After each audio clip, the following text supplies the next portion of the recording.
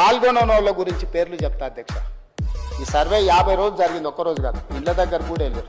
కల్వకుంట్ల చంద్రశేఖరరావు గారు ఎమ్మెల్యే గజ్వేల్, కల్వకుంట్ల తారక రామారావు గారు ఎమ్మెల్యే సిరిసిల్ల, తన్నీరు హరీష్ రావు గారు ఎమ్మెల్యే సిద్దిపేట, పద్మారావు గారు ఎమ్మెల్యే సికింద్రాబాద్, పల్లా రాజేశ్వర్ రెడ్డి, పోచంపల్లి శ్రీనివాస్ రెడ్డి ఎమ్మెల్సీ, శ్రీమతి డికే అరుణ మహబూబ్ నగర్ ఎంపీ. అధ్యక్ష, వీళ్ళందరూ సర్వేలో పాల్గొనకుండా నేను అడిగిన కొంత మిత్రులను, అందులో ఉన్న వాళ్ళని, ఏందా సారు ప్రధాన ప్రతిపక్ష నాయకుడు, లేకపోతే వీళ్ళంతా మంత్రులు చేశారు, ఎందుకు సర్వేలో పాల్గొంటలేరంటే, అన్నా నువ్వు ఇచ్చిన సర్వేలో ఇంతకుముందే చెప్పకనే పెద్దలు శ్రీనివాస్ యాదవ్ గారు చెప్పారు ఒక మాట.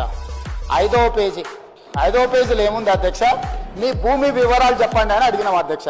ఒక దెబ్బకే చంద్రశేఖరరావు గారు, తారక రామారావు గారు, హరీష్ రావు గారు వీళ్ళందరూ ఎవరు సమాచారం ఇవ్వలేరు అధ్యక్ష.